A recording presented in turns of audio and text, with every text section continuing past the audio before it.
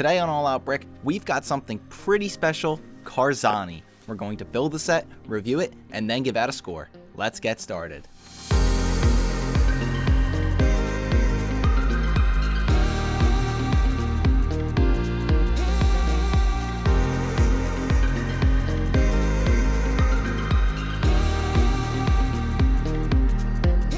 Hey everyone, I'm Christian from All Out Brick. Welcome to another Matanui Monday. As always, the best way to tag along with us every week is to subscribe and turn on notifications. This week, we're going to be building set number 8940, Karzahni, which was a Toys R Us exclusive set released back in 2007. Being such an exclusive set, it was incredibly hard to track down.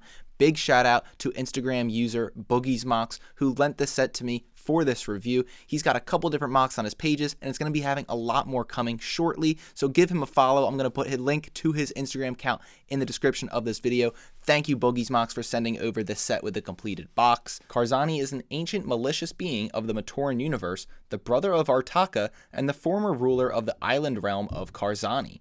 He started out attempting to repair faulty Matoran, but failed time and time again.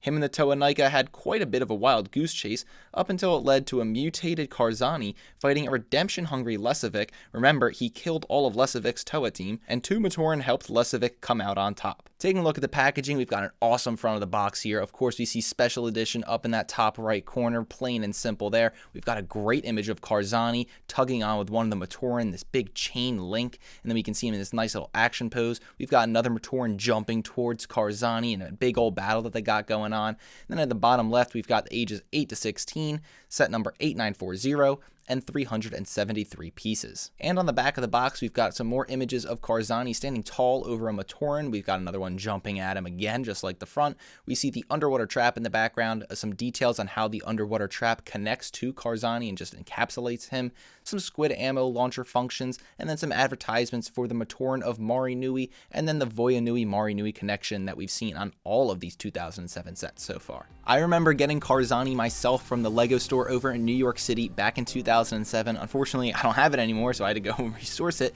but I remember it being a really fun set, and I'm excited to see all these different components that comes with them. Some of these exclusive parts, I think we're going to have a blast with Karzahni. Let's waste no more time at all and get on with his build.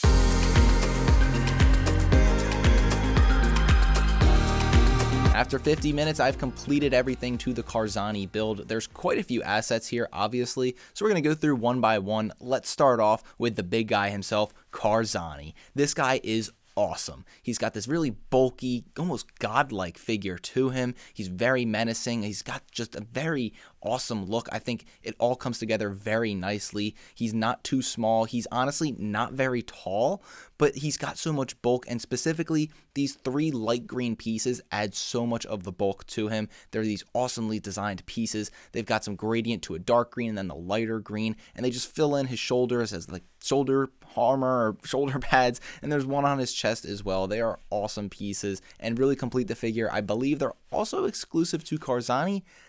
That might be wrong. I'm just assuming they are. That's not a bold statement or anything. When it comes to the amount of detail for Karzahni, we're not lacking, but it's not the best we've seen. I think there's some awesome pieces spread throughout this model. I also think there's not too many gaps to where it becomes an annoyance. I think there's a good amount of detail. We just aren't seeing as many like fine piece details like we saw with maybe Hydraxon or Maxilos and Spinax, where we had a lot of smaller pieces creating a ton of detail. Karzahni doesn't give us that, but he does have a fully complete, bulky, ancient look to him. I love how they use different pieces all throughout him. At his hands, we've got Baraki heads, which is pretty cool. I mean, they've got these little fangs sticking out of them that create the finger look to Karzahni. I'm not sure what the inspiration is to use the Baraki heads as hands. And then in one of his hands, we've got a squid ammo launcher. Then we jump down to his legs, and we've got Toa Hordika head all on his knees. What are we doing? I don't know if this is intentional or if these are just some really awesome armor pieces and we had some extra ones from the 2005 molds that we needed to get rid of at Lego, but I think they're awesome. They don't really stand out to me as the Toa Hordika heads once it's completed. I think They look really nice. They definitely give a good knee pad look to it, something different. It's not done with just pieces, and just, I guess, takes your attention away kind of from the fact that the legs aren't super covered or detailed, but they got this awesome headpiece on it. Probably my favorite part of Karzahni's build, his head. It's awesome. I love how we kind of assemble it together. It feels like recently we've been getting a ton of sets that are like the masks just kind of come with it, right? We've got the mask that's exclusive to the set.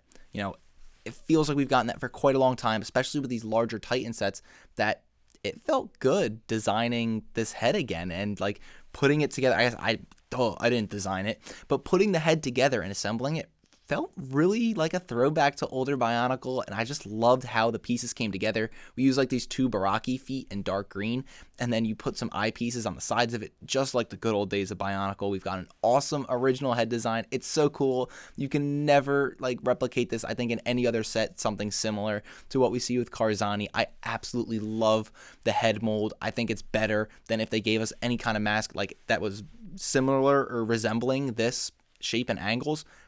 I think this blows it out of the water. I love the head design. I'm genuinely like obsessed with it. The big guy does have his problems though. I mean, he's a little bit unstable, and to be quite honest with you, I think it's just the condition of the rubberized joints that I have for this set. I think if they're like brand new or they're very great condition, I can just imagine how great it's going to be to pose Karzahni, and you can give him all of these different action poses. But the ones that I have are in good condition. They're not in bad by any means, but he just tends to slip a little bit when you would want him to kind of stay in the pose. It doesn't feel like his center of gravity is too far off. It feels like the legs are just sliding out from under him, and they've got the piston pieces, so I know that's not the problem. So I think something to consider is, if you want this set, make sure you have some access to some really great Technic rubberized joints, because they're just going to make this set just incredible. I can only imagine having them in brand new condition. I guess this isn't so much a downside for Karzahni, but his cape just feels kind of lost in all of this. He's got this really cool tattered cape on his back where these red hoses come through, and then these other alternate, Bovrock pieces is what they are in pearl dark gray, and they stick through it, but I feel like they just kind of get lost. I don't really remember the cape. It doesn't stand out to me. It's just like, oh yeah, by the way, we added this cape. It's kind of a frustrating process to attach the cape on that too, so, that kind of get a bad taste in your mouth. I think if we maybe did it in a different color or made it a little bigger, just attached it slightly differently so it wasn't such a pain in the butt to attach, I feel like we do it a little bit better, and then, okay, it stands out. But to be quite honest, I feel like we completely forget about the cape, and we're like, oh yeah, Karzahni's got this awesome cape. I wish we got to showcase it a little bit more. Moving along to the Matoran, we've got Sarda, the Ta Matoran, and we've got the Ga Matoran Idris. These are some incredible Matoran for what they need to be. I love that they gave us a Ta Matoran and Ga Matoran, because I think the blue and the red really clashes nicely and contrasts from Karzahni's green, and just helps make the set feel very, very complete. Obviously, we know who the Matoran are and what side. They're not going to be like little minions for Karzahni. They're going at this guy. And I think they're just incredibly designed Matoran. They are very, very great for articulation. They have some awesome piece design. We've got some cool colors going on. We've got an amazing mask here. I mean, we've got, yes, the Toa Vakama mask comes back yet again, but we get the Toa Wanua mask from the 2004 Toa Metru in dark blue. This is awesome. I love it, because we saw it like 4 times, I think, maybe 3 or 4 times in black, and it was like, ugh, this is getting old. They gave us it in dark blue. It's awesome. It's part of what makes this set so collectible, is the dark blue Wanua mask. And I just think the Matoran aren't like the showstoppers. They're not going to stand out incredible, but they're perfect for what they need to be. I have no cons for the Matoran. I think they are absolutely perfect for what we need the Matoran in this set to be. And last but not least, we've got the underwater trap. This is a pretty cool design. It's made from a lot of weapon pieces. I mean, a lot of weapon pieces. Lots of silver here. It's got pretty cool function where you can snap the arms in and out, and you can use this to recreate this iconic moment from the 2007 storyline where Karzahni is finally stopped in his tracks. The underwater trap set by Sarda and Idris keeps him concealed. He can't move, and bam, big ol' Lesovikk finally gets the win, redeems his fallen Toa tribe, and instead of killing him, he leaves him to Botar, which, questionable decision. I think you kill 5 of my Toa team, yeah, I'm going to end it for you. But hey, Lesovikk's a bigger guy and he just walked away and Botar took care of him. Anyways, the underwater trap, pretty cool. I think it's nice. It's very adjustable for like the height of Karzahni you have him standing at. I think it's a little tough at first because there's not a great imagery in the instructions on how to attach the underwater trap to him, but you really just want to wrap around his legs. There's one good image on the box of it, and you can really figure it out, and then you get Karzahni, and I think it's a pretty cool look when you've got Karzahni all bundled up and the guy can't go anywhere. You finally got this menace. He's done for. Karzahni's over. The underwater trap got him. Overall, this was a really awesome set. I loved the Karzahni set. I feel like we have so many different assets, and what I really like about it is that it just tells a story with the set. It's not just a single figure or a couple figures. It's got everything. I mean, it's got the trap to recreate the scene. It's a very playable set for someone who's younger. If you're going to play with your Bionicle, this is a very playable set. It just is. It tells the whole story.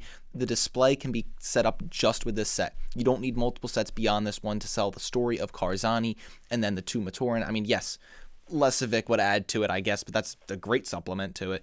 But hey, you can tell a full story with the components in this set as your display, and I think that just stands out from plenty of the other Bionicle sets where, honestly, I'm not sure the last time we've gotten something like that. This is really something else to me in those regards. It also, of course, gives us a very great set with Karzahni. He's a really awesome figure. I think he's designed quite well. You know, I'm not upset that we didn't get a terrible, great amount of detail here, but we've got just enough. And I think, again, you substitute in some really great condition, Technic rubberized joints, and you are going to be going bonkers. You're going to be going bonkers with how much fun you can have posing Karzahni and just putting him in this, super very versatile figure. I think once you fix those joints, mine are in good condition. There's nothing wrong with them. I just think due to the weight of Karzahni's upper body, because he's pretty bulky, you're going to want really good ones. And then on top of Karzahni, we've got 2 perfect Matoran for this set, and then we've got the underwater trap, which just adds some more playability to the set.